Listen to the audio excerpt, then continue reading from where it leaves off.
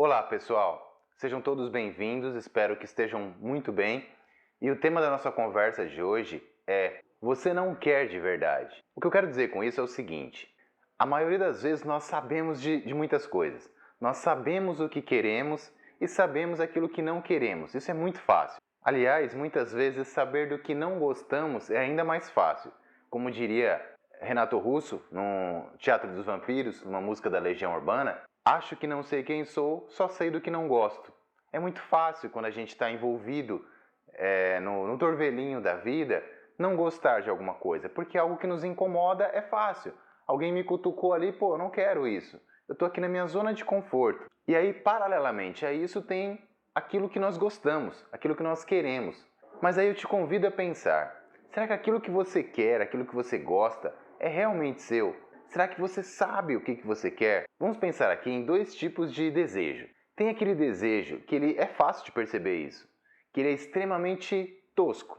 Então, ele é nitidamente fruto do ego.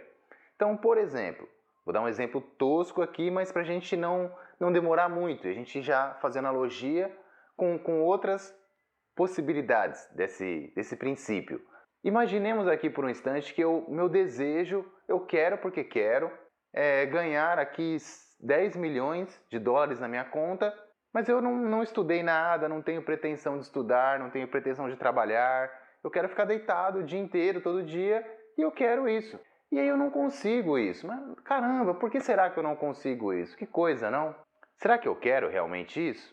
O outro exemplo do querer é quando nós queremos alguma coisa que não seja tão tosca assim, vamos dizer dessa forma, que não seja tão egoísta, mas que ainda esteja em termos simplórios. Eu quero algo, mas aquilo também não vem para mim. Eu não consigo fazer, não vem. Então, por exemplo, eu quero trabalhar, só que isso não aparece na minha vida, o emprego não vem até mim, enfim.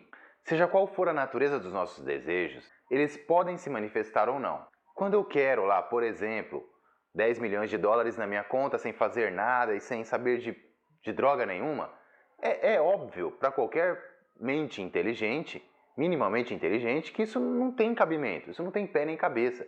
Isso não vai se manifestar assim do nada. Nada vem do nada. Agora, quando eu quero coisas mais cotidianas, quando eu quero pagar uma conta, quando eu quero um carro novo, quando eu quero um emprego, quando eu quero um relacionamento, essas coisas dificultam mais a gente entender os meandros que a cercam. Mas a questão fundamental aqui é que a gente olha para essas questões como algo que nós queremos. Eu quero isso daqui. O que eu quero trazer aqui, o ponto principal do que eu quero te convidar a pensar aqui comigo, é inverter isso. É olhar para essa questão do ponto de vista que você não quer. Uma coisa está sendo muito difícil de se manifestar na sua vida, mas é uma coisa que, caramba, não tem tanto mistério assim. É uma coisa comum. Por que eu não consigo fazer isso dar certo? Quando a gente tem casos desse tipo, essa é a melhor forma que eu encontrei para a gente chegar na raiz do problema. Colocar para nós mesmos, por mais que a nossa mente se recuse a isso, que nós não queremos. Trazer para nossa consciência: pô, na verdade você não quer isso daqui.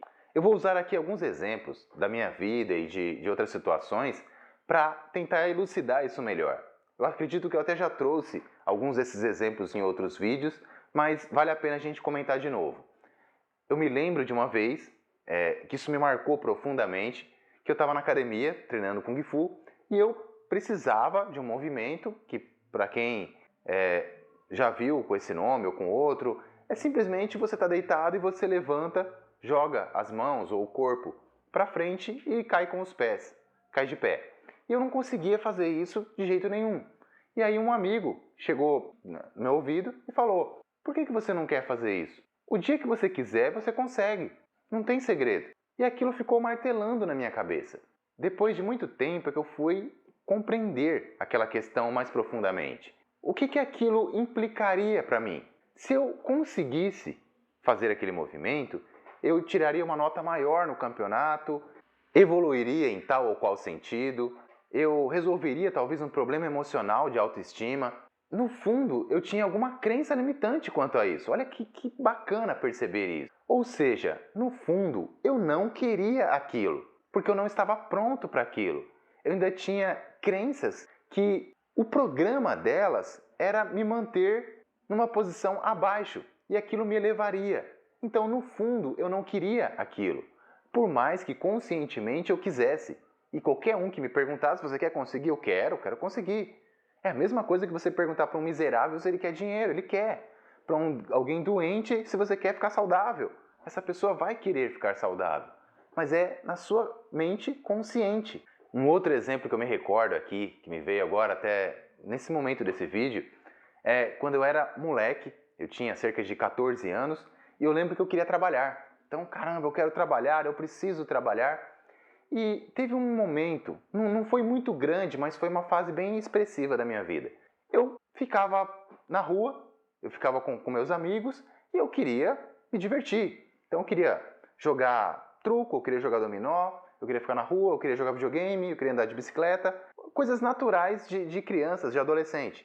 E foi interessante porque eu queria muito essas coisas. Só que paralelamente a isso, quando a gente vai crescendo, é natural que isso aconteça, eu também queria expandir em outros sentidos, eu também queria trabalhar, conseguir um emprego.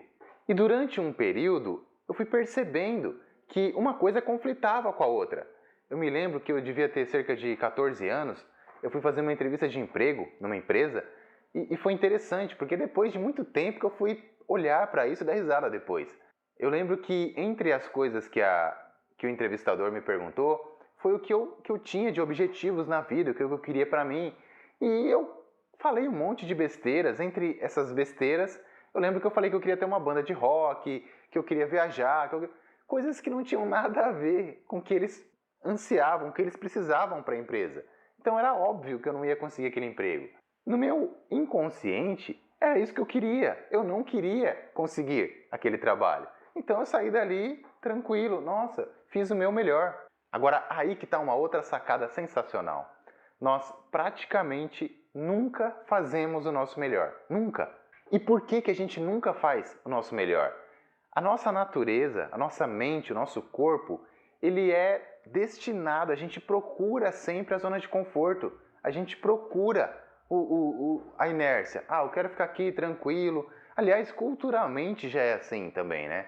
Principalmente no Ocidente. Você entende que o céu é um lugar que você vai ficar lá sentado, sei lá, vendo as nuvens passarem e vai estar, enfim. Seja como for, tirando a questão mental, filosófica, a nossa estrutura já tende para isso. É mais ou menos como a entropia. A entropia garante que tudo no universo tenda para o caos. É uma mente organizadora, uma vontade, uma determinação que muda isso, que faz com que as coisas se organizem, se mantenham coesas, tenham que os planetas girem de forma certa em torno de um astro, que a galáxia funcione, que o nosso corpo funcione, enfim, é necessário uma energia para isso, uma força organizadora. No que diz respeito à nossa vida, como a grande maioria de nós não se apropriou inteiramente da sua própria consciência, então não desenvolveu certas capacidades. A gente está à mercê disso. Então é muito cômodo para nós buscarmos a zona de conforto. Quando a gente cresce, quando a gente vai saindo da zona de conforto, cada vez existe mais e mais cobrança. Por exemplo, se você é um atleta e você jogou, sei lá, basquete, e você fez 15 pontos hoje, daqui a, sei lá, 3 meses, 15 pontos não vai ser suficiente para você, ou bem menos do que 3 meses, né? Você vai ter que fazer mais, você vai ter que evoluir. Se você permanece num ponto, ou você coloca um pouco abaixo, você tem que se esforçar menos para crescer. E isso é natural na gente. As pessoas me cobram mais, a vida me cobra mais e principalmente eu me cobro mais, porque eu sou a vida, eu e o todo somos um só. Então é natural que, à medida que eu cresço, que eu expando a minha consciência, eu mesmo preciso me cobrar mais, eu preciso crescer cada vez mais. É natural. E aí, esses aspectos preguiçosos na nossa natureza não querem fazer isso. Um outro exemplo muito interessante da gente olhar aqui, talvez nem todo mundo tenha passado por isso, mas é a questão de que vocês já devem ter ouvido falar. Quando você está para morrer, você está vendo a morte diante dos seus olhos, seja afogado, atropelamento, sei lá, um instante antes de você morrer, você vê a sua vida inteira passando diante dos seus olhos. É muito poético isso, né? O interessante disso é que quem já passou por uma situação assim, não quer dizer que você vai morrer, mas uma situação extrema, que você está vendo um perigo ali iminente. Quando isso acontece, todo mundo praticamente passa por essa experiência. Por quê? Porque você coloca tudo de si. Você está com as costas contra a parede, como se diz. Então você vai dar o seu melhor. Quando isso acontece, os seus sentidos fazem um boom. Você tem mais força, você tem mais inteligência, a sua mente consegue acessar o tempo numa condição extremamente diferente do cotidiano, do usual. Você enxerga muito além. Você é capaz de muito mais. Simplesmente porque a sua estrutura entende que você tem que fazer isso, que você precisa, que é imperativo. Não tem outro caminho a não ser dar o seu melhor.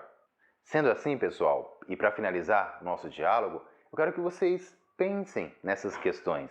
Onde eu dou o meu melhor? Será que eu dou o meu melhor em alguma coisa?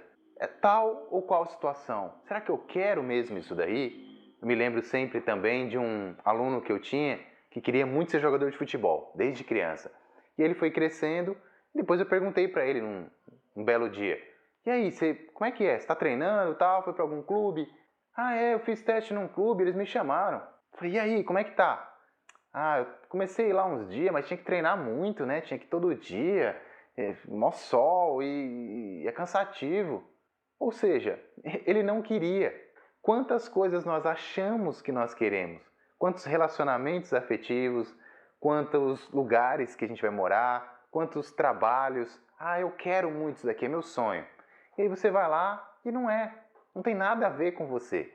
Então é por isso que é imperativo nos conhecermos e conhecermos o universo. Como é que essas coisas funcionam? Como é que a vida funciona? Muitas vezes eu volto a dizer isso, sozinho é praticamente impossível. A menos que você já tenha caminhado muito em certos sentidos na vida, sozinho você não vai. E é aí que entra a importância de você fazer um trabalho evolutivo com alguém sério, voltado para esse aspecto.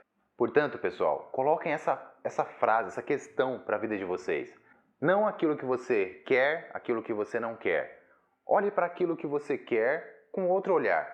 Por que eu não quero isso daqui? Para aquilo que você quer e não está dando certo. O que eu ganho não conseguindo isso daqui? Que outros fatores contrários a isso daqui eu quero mais? Eu tenho uma vontade, eu tenho um pezinho lá ainda. Enfim, peça para o universo essa resposta, coloque essa questão para ele que com certeza algumas respostas começarão a vir. Pessoal, era essa a ideia de hoje. Muito obrigado pela presença. Se acharam interessante, compartilhem com um amigo, se inscrevam no canal. Muito obrigado e até a próxima vez.